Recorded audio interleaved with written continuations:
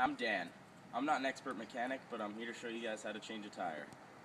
This is just a basic guide for anyone who might be stuck in a jam and needs to change a flat tire on their car. And this is a guide that was made using a Toyota Solara, which is a sedan. So if your car isn't exactly like this car, it might be because the tools are located in a different place, or your car just has a couple different features that the Toyota doesn't have. But this guide will be basically applied to any car. A lot of cars, you're going to need a basic set of tools that come with every car, and a lot of times they're located in the trunk, underneath the bottom of the trunk. So you have to lift up the mat that's in the trunk and a little piece of wood, and then there's your spare tire, the handle to the jack, the wrench, and the jack. And next I'll describe what those do. One of the tools you're going to need is called a wrench, and it's a special kind of wrench for the nuts that come on your tires. And it's kind of shaped like an L, and you use this end to put on the nuts, and then it's long, so it's easier for you to unscrew each nut without having any problems. Next is what's called a jack, and this is what you use to lift your car off the ground in order for the so that you can get the tire off without having any trouble. And basically you take this handle, which also comes with the car, and you put it in this loop, and as you twist it, the jack will get higher off the ground as it lifts the car up. I'll show you guys exactly how to get started on taking off your flat tire. The first step of taking off your flat tire is to obviously figure out which tire is flat, and then you're going to use the wrench in order to loosen up each nut on your wheel. And you're going to do this by putting it on at about a 9 o'clock position, which is facing straight to the left, and you're going to try and screw it counterclockwise, so you're going to push down. And you're going to loosen each nut a little bit before you jack the car up, so that it's easier to unscrew them once you jack the car up. And when the car is off the ground, it's difficult to start unscrewing the nuts because the wheel is going to want to turn since the ground isn't holding it in place. And this is what the nut looks like after you take it off, and you repeat that for all five nuts. So next you're going to need to take your jack and the handle of your jack, and you're going to put the handle in this little loop at the end, and you're going to start to jack up your car.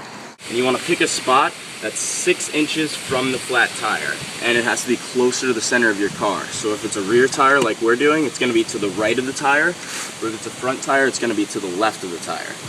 And you want to place the jack underneath your car so that the ridge in the jack meets up with the ridge on the bottom of your car, and it stays steady.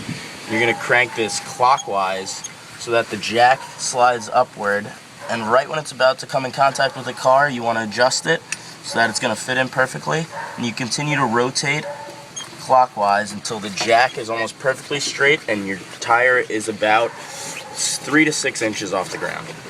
You take all 5 nuts off, you're ready to take off your flat tire, and I'll show you how to do that, which is you take it by the spokes right here and you lift up a tiny bit and pull towards you. Once you do that, this is what it's going to look like after you remove the tire, and these are the 5 screws that are going to line up with the holes in your new tire in order to put it on. Spare tire in the bottom of your trunk. It's usually attached to your trunk by something so it doesn't slide around, and in this case the Toyota Solara has it attached by this screw, which you turn counterclockwise in order to unscrew, and then you continue to do that until it comes all the way loose, and now you have a spare tire to replace your flat. Putting on the spare tire, you're going to want to make sure you start out with one of the holes at the top so that it's easier for you to line it up with the screws and put it on. So when you're putting it on, you want to lift straight up and try and line up the top hole, and then twist it one way or the other in order that it's stable and they all fit on. Now you have to put your nuts back on the spare tire, and you're going to start that process by just screwing each one on a little bit, just so that it's easy to screw them on with a wrench. When you're doing this, you want to make sure that you do it in a star formation, which means you do one and then you do one opposite it, and then you keep going in that pattern so that the wheel is stable when you're putting the nuts on and it doesn't spin around and it stays still. Same wrench that you used before, and you're going to start to screw on each nut after you put them on a little bit with your fingers. So you're going to take your wrench and you're going to screw clockwise in order to tighten them, and you're going to do each one a little bit in the same star formation so that your your tire is stable. And you're not going to want to screw any individual one on as tightly as you can, because that could result in the screws of that keep your tire on bending, and you don't want that, because then your tire won't be straight and that'll probably hinder the way that you can drive.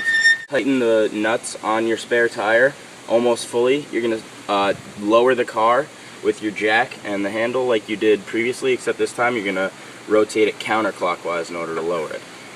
And we're going to do this until the jack doesn't touch the car anymore, and so that we can re-screw on the nuts, just to make sure that once the tire's on the ground, that the nuts are completely screwed in and you're ready to start driving. Your tire is firmly back on the ground. You're going to do one last check and make sure that all of the nuts are as tight as possible. And you're going to do that with the same wrench as before, and you're going to rotate it clockwise, but it probably won't go very far because you've already tightened them a good amount. But obviously you want them to be as tight as possible because you don't want them falling off when you're driving. This guide has helped you to successfully change your tire in a tough spot, but if you really don't feel confident that you're going to be able to do it, definitely don't hesitate to call AAA or a tow truck or just a friend to come help. Additionally, you can actually have gloves and grease in your car, which will help you change your tire, because the gloves will stop you from getting dirty like I did, and also you won't pinch your fingers or anything, and the grease will help loosen up the nuts if you really can't get them to unscrew.